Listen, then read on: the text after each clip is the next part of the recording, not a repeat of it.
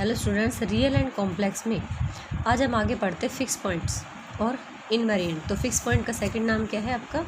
Invariant point. Okay, the points which coincide with their transformation are called fix point of the transformation. जैसे आपको नाम से ही पता चल रहा है फिक्स पॉइंट, तो what are the fix point? Points which coincide, coincide का मतलब क्या होता है? दोनों की एक ही पोजिशन होना। With their transformation are called fix point of the transformation. अगर दो पॉइंट एक ही ट्रांसफॉर्मेशन को कोइंसाइड करते हैं, फिक्स पॉइंट रखते हैं, तो हम क्या कहेंगे? फिक्स पॉइंट है वो ट्रांसफॉर्मेशन सेम रखते हैं दो पॉइंट, तो हम क्या कहेंगे कि वो कोइंसाइड पॉइंट है। ओके, तो नाउ अब आपके पास फिक्स पॉइंट कैसे निकालेंगे? आपके पास W is equal to AZ plus में B अपॉन में CZ प्लस में D इक्वल्स दे रखी है आपकी ट्रांसफॉर्मेशन। कौन से ट्रांसफॉर्मेशन मानते हो? मोबिस ट्रांसफॉर्मेशन मानते हो। अंडर दिस AD माइनस का BC नॉट इक्वल्स टू 0 हमने क्या मान लिया? इक्वेशन नंबर 1 मान लिया। ठीक है, ये मोबिस ट्रांसफॉर्मेशन मानते हो ना। Be any Mobius transformation then fix point for this transformation are given by W is equal to Z। आपके पास कोई भी मोबिस ट्रांसफॉर्मेशन दे रखा है, अगर आप उससे कोई फिक्स पॉइंट निकालना चाहोगे तो हम क्या रखेंगे? W is equal to Z। Okay, fix point की डेफिनेशन समझ में आ गई। The points which coincide with their transformation are called fix point of the transformation. Okay, और फिक्स पॉइंट निकालने के लिए मोबिस जो ट्रांसफॉर्मेशन आप लेते हो W is equal to AZ plus में B अपॉन में CZ प्लस में D, आप क्या करोगे? हम उसमें W की जगह Z रिप्लेस कर देंगे। ठीक है, तो Z is equal to AZ plus में B अपॉन में CZ प्लस में D हो गया। ये हमने इसको क्रॉस मल्टीप्लाई किया और इसको सोल्व किया। देखिए क्या बन रही है आपकी? In terms of quadratic equation बन रही है in terms of Z। Okay, तो हमने क्वाड्रेटिक फार्मूला लगाया। क्वाड्रेटिक फार्मूला आपका क्या होता है? माइनस का B प्लस माइनस का B स्क्वायर प्लस में 4AC अपॉन में 2A। ओके, तो हमने क्वाड्रेटिक फार्मूला लगा दिया। क्वाड्रेटिक फार्मूला डालने के बाद जो जो चीज़ें आपके पास थी हमने सभी को डाल दिया। अब देखिए आपके पास ये दो आ गए प्लस माइनस में, तो स्टूडेंट ये जो दो पॉइंट आए हैं A माइनस का D प्लस में रूट D अपॉन में 2C और A माइनस का D माइनस में रूट D अपॉन में 2C, ये जो दोनों मिलेंगे ये आपके क्या मिलेंगे? फिक्स पॉइंट मिलेंगे। मैंने एग्जाम्पल के तौर पे एक एग्जाम्पल लिया है, find the fix point of Mobius transformation. आपके पास मोबिस ट्रांसफॉर्मेशन दे रखा है W is equal to Z minus का 1 अपॉन में Z प्लस में 1 to find the fix point. तो इसका फिक्स पॉइंट फाइंड आउट करना था, मैंने क्या पुटअप किया? W is equal to Z put up किया। ओके, तो Z डालने के बाद आपने सोल्व किया, आपको क्या मिलेगा? इक्वालिटी इक्वेशन मिलेगी। तो देखिए आपको ये इजीली सोल्व हो रहा है, तो आपको कोई क्वाड्रेटिक फॉर्मूला लगाने की जरूरत ही नहीं है। तो Z इज इक्वल टू आपके पास क्या आ गया? प्लस माइनस का आयोटा। तो देन हमारे जो फिक्स पॉइंट है वो क्या है? प्लस का Z और माइनस का आयोटा। Okay, clear. अब हम इन्हीं रिजल्ट्स को आगे लेके पढ़ते हैं और बताते हैं। तो इफ़ फर्स्ट रिजल्ट में मैंने ले लिया, अगर आपके पास if C not equals to 0 D not equals to 0 then the transformation has two finite fix point. Clear. इसमें Z में दे रखा है ना आपका, तो इसमें D not equals to 0 and C अगर आपके पास क्या मिल जाता है? नॉट इक्वल्स टू 0 मिल जाता है, तो हम क्या कहेंगे कि आपकी ट्रांसफॉर्मेशन है वो कितने पॉइंट फिक्स रख रही है? 2 पॉइंट फिक्स रख रही है। ओके, नेक्स्ट में आपका है if C not equals to 0, तो C तो आपको नॉट इक्वल्स टू लेना ही पड़ेगा क्योंकि ये आपका फ्रैक्शन में है और denominator can not be equals to 0। Okay, अगर आपका C नॉट इक्वल्स टू 0 है और D आपका इक्वल है, तो हम क्या कहेंगे? ट्रांसफॉर्मेशन के पास कितना पॉइंट है? 1 पॉइंट है, फाइनाइट पॉइंट। अगर आप यहाँ पे D, ये आपका D है, डिस्क्रिमिनेंट है, ये 0 हो जाता है, तो दोनों जो पॉइंट है हम क्या कहते हैं कि वो रिपीट होने लग गए, A माइनस D अपॉन में 2C बनते हैं ना। तो हम क्या कहेंगे? उनको सिंगल में ही काउंट करेंगे, तो हमारे पास सिंगल क्या मिल जाएगा? पॉइंट मिल जाएगा। ओके, इफ़ आपके पास देखिए अगर आप डालते हो C is equal to 0, C is equal to क्या डालते हो? 0, A माइनस का D is equal to 0 then the transformation has only one fix point at infinity. Students, मैंने ये पहले ही बोला था कि आपका देखिए C जो है वो नीचे है, अगर आपने C को क्या डाल दिया?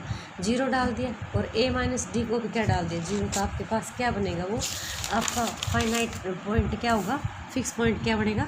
इन्फिनिटी बनेगा। ओके, नेक्स्ट पॉइंट आपका C 0 लेते हो, A माइनस का D आप नॉट इक्वल्स टू 0 लेते हो, then the transformation has two fix point, one finite and other क्या बनेगा आपका इनफाइनाइट। सेकंड नेक्स्ट केस में अगर आप ये लेते हो कि आपकी ट्रांसफॉर्मेशन में सी है वो not equal C equal to zero हो और ए माइनस का डी जो है वो नॉट इक्वल टू जीरो, तो हम वी कैन से दैट हमारे पास क्या मिलेगा, एक फिक्स पॉइंट मिलेगा और एक क्या मिलेगा अदर इन्फिनिटी मिलेगा। ठीक है, सी को जीरो लेते हो, डी को नॉट इक्वल टू जीरो, तो देन डी ये सी और डी ये बिल्कुल स्टार्टिंग का जिक्र कर रहा है, तो वहाँ पे आपके पास डब्ल्यू इज इक्वल टू क्या मिलेगा ए जेड प्लस में बी अपॉन में डी। ये देखो ये तो जो था ये मैंने इस जेड में डालना है, ओके इसमें डालना है, और ये जो पॉइंट लिए है ये मैंने बिल्कुल स्टार्टिंग वाले में डाले जहाँ पे मोबिस ट्रांसफॉर्मेशन आपने लिए, ओके। तो ये मत सोचिए कि भाई C is equal to zero भी डाल रहे, A minus D not equal to zero भी डाल रहे, फिर आपके पास फिक्स पॉइंट भी मिलता है इन्फिनिटी भी नहीं, ऐसे नहीं है, ये हमने वहाँ पे डाला है। तो आपने डब्ल्यू इज इक्वल टू क्या बन गया ए जेड प्लस में बी अपॉन में डी, ओके। फिक्स पॉइंट के लिए आप क्या करते हो, डब्ल्यू को किसके साथ रिप्लेस करते हो, जेड के साथ, तो Z is equal to B upon में डी माइनस का ए आपके पास क्या बन गया फिक्स पॉइंट बन गया, ये आपके पास वैल्यू आ गई आपके फिक्स पॉइंट की, ओके।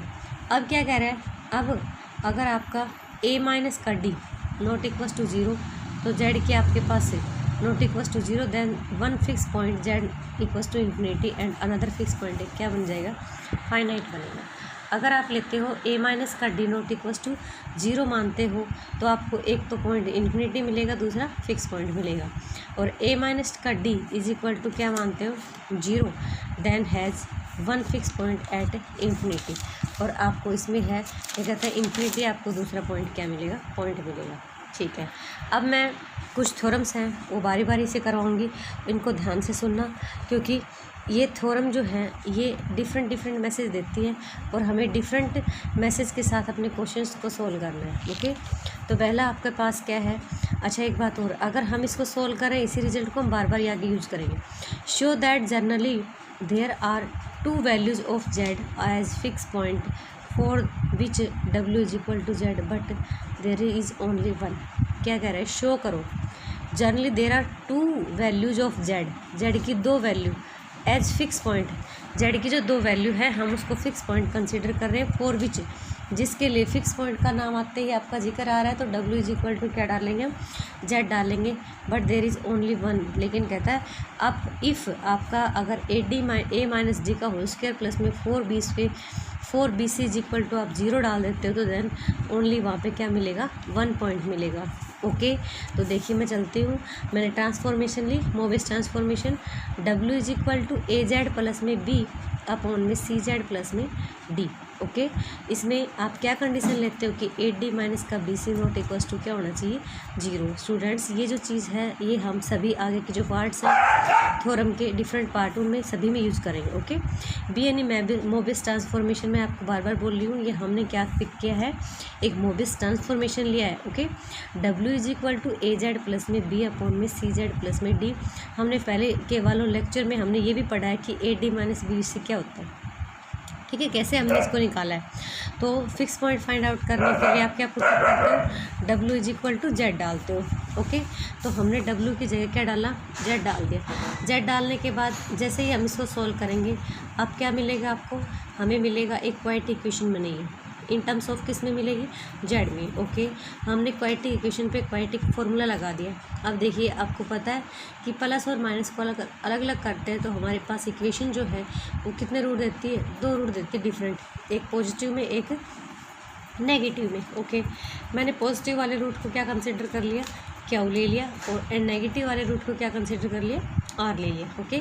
तो दिस शोज दैट, ये क्या शो करता है कि हमारे पास जो ट्रांसफॉर्मेशन थी उसके दो डिस्टिंक्ट रूट है ना, are fix point for the transformation work, और हमारे पास दो डिस्टिंक्ट रूट है, लेकिन कंडीशन देखिए, अगर आप ए माइनस डी का स्क्वायर प्लस में फोर बी सी को क्या पुटअप कर देते हो जीरो, तो then you get A minus का डी अपॉन में टू सी, मतलब आप क्यू से भी और आर से भी दोनों ही केसेस से आपको क्या मिलेगा, then Q equals to R equals to A minus का डी अपॉन में टू सी। तो क्लियर, देखिए मैं फिर से इसका रिमाइंड करवाती हूँ, there are two value of Z as fix point, Z की दो वैल्यू जो क्या कहलाएंगे फिक्स पॉइंट, फॉर विच जब हम w is equal to Z डालते हैं, लेकिन एक बन जाएगा कब बनेगा, जब a माइनस का d का स्क्वायर प्लस 4bc को डालते हैं। ओके, तो क्या किया हमने, लीनियर मोबिस ट्रांसफॉर्मेशन लिया। फिक्स पॉइंट निकालने के लिए हमने w को z रिप्लेस किया, सोल्व किया, आपके पास क्वाड्रेटिक इक्वेशन बन गई। क्वाड्रेटिक फॉर्मूला लगाया, जो डिफरेंट रूट है x को कैपिटल क्या मान लिया, दूसरे को कैपिटल R मान लिया। ठीक है, अब ये देखिए दोनों डिस्टिंक्ट रूट है। ठीक है, अगर हम इसको ये आपको पहले से भी पता है, आप जूनियर क्लासेस में भी पढ़ चुके हो कि आपका डिस्क्रिमिनेंट अगर 0 आता है तो आपके पास जो क्वाड्रेटिक इक्वेशन होती है उसके दोनों रूट इक्वल होते हैं एंड रियल होते हैं, है ना। तो वही चीज़ ली गई है आपके पास कि दोनों, एक there is only one fix point, तो ओनली वन फिक्स पॉइंट आपका क्या ही बनेगा, a माइनस का d/2c। ओके, तो हमारे पास ये फिक्स पॉइंट बन गया। स्टूडेंट्स, नेक्स्ट थ्योरम है prove that if there are two distinct fix point Q and R, अगर आपके पास दो डिस्टिंक्ट पॉइंट है Q और R, तो द ट्रांसफॉर्मेशन में बी ऑफ फॉर्म, तो आपके ट्रांसफॉर्मेशन जो है वो इस फॉर्म की भी बन सकती है अगर फिक्स Q और कैपिटल R जो है आपके डिफरेंट पॉइंट है। ठीक है, मैंने क्या कहा था कि मैंने फर्स्ट पॉइंट में जो सोल्व किया है हम बार बार आगे यूज़ करेंगे। ओके, तो हमने स्टूडेंट यूज़ किया फर्स्ट पार्ट से Q को उठा लिया a माइनस डी प्लस में रूट d अपॉन में 2c और R को उठा लिया। ओके, हमारा d ये डिस्क्रिमिनेंट। अब देखिए यहाँ पे Q और R दोनों क्या हैं, डिस्टिंक्ट फिक्स पॉइंट्स हैं of the given transformation. Okay, अब अगर ये दोनों ही हमारे ट्रांसफॉर्मेशन, हमारी जो इक्वेशन बनी थी इन टर्म्स ऑफ z, अगर दोनों ही इस इक्वेशन के रूट हैं तो then obviously they are satisfied by this equation. You know, अगर आपको ये बोला जा रहा है कि z की कोई वैल्यू, ये आपके पास z की जो वैल्यू है Q और R ये इसके रूट हैं इस इक्वेशन के, तो आप क्या कहते हो, आपके दिमाग में क्या आता है, यही तो आता है कि वो इसको क्या करेंगे, सेटिस्फाई करेंगे, वो इसको सेटिस्फाई करेंगे। हमने क्या करा दिया, Q और R दोनों को क्या करा दिया, सेटिस्फाई करा दिया। ठीक है, ओके, मैंने इनको छोड़ दिया। अब स्टूडेंट्स देखिए, आपको वो क्या कह रहा था कि w माइनस का Q अपॉन में w माइनस का R और इक्वल्स टू k इंटू में z माइनस का Q और z माइनस R को एक ट्रांसफॉर्मेशन के रूप में एक्सप्रेस करना था। ठीक है, तो हमने एक तरफ का उठाया w माइनस का Q अपॉन में w माइनस का R। ओके, इसमें w की भी वैल्यू डाल दी दोनों जगह डालने के बाद हमने इसको सोल्व किया। ठीक है, मैंने ये कहा था थोड़ी देर के लिए आप इसको छोड़ दीजिएगा कि किसकी वैल्यू निकालनी, किसकी नहीं वैल्यू निकालनी। ऐसे केसेस में आप जब बार बार प्रैक्टिस कर लेते हो तब तो तुरंत आपको दिमाग में आ जाता है कि हमें ये डालना है, लेकिन जैसे ही हम फर्स्ट टाइम करते हैं तो हमें नहीं समझ आता कि भाई हम कौन सी चीज़ की वैल्यू कब निकालें। ठीक है, तो मैंने ये कहा था कि आप थोड़ा सा स्पेस छोड़ दो या फिर अपना वैसे रख लो। ठीक है, मैंने जब इसमें w की वैल्यू ऊपर नीचे दोनों जगह डाली, इसको सोल्व किया, खोला, तो मेरे पास यहाँ पे क्या राइज हुआ, b माइनस का Q और b माइनस का R d। अब ये देखिए, मैंने अलग से इनको इक्वेशन का नाम दे रखा a और b। जब इन दोनों को अलग से सोल्व करूँगी, पहले से मैंने b माइनस Q निकाले, सेकंड से मैंने b माइनस का R d निकाले, इनको a और b का नाम दिया। ठीक है, तो मैंने दोनों केसेस में इनकी वैल्यू डाल दी, a और b की वैल्यू डाल दी, यूज कर ली। ओके, मैंने दोबारा से इसको जहाँ से जो कुछ कॉमन आ रहा था कॉमन लिया, कॉमन लेने के बाद मेरे पास ये बन गया। अब आपको क्या चाहिए, आपको यही चाहिए z माइनस का क्या हुआ अपॉन में z माइनस का R। तो ये मेरे लिए क्या है, ये नहीं चाहिए ना, मेरे को कांस्टेंट है। ठीक है, कांस्टेंट तो नहीं है क्योंकि इसमें भी क्या हुआ रहा है, होगा तो कांस्टेंट ही, लेकिन मुझे ये नहीं चाहिए, मुझे तो खाली ये चाहिए। तो हमने क्या डाल दिया, इसको k का नाम डाल दिया। तो हमने देखिए लीनियर ट्रांसफॉर्मेशन जो थी वो हमने स्टेप की बना ली। Okay, thanks.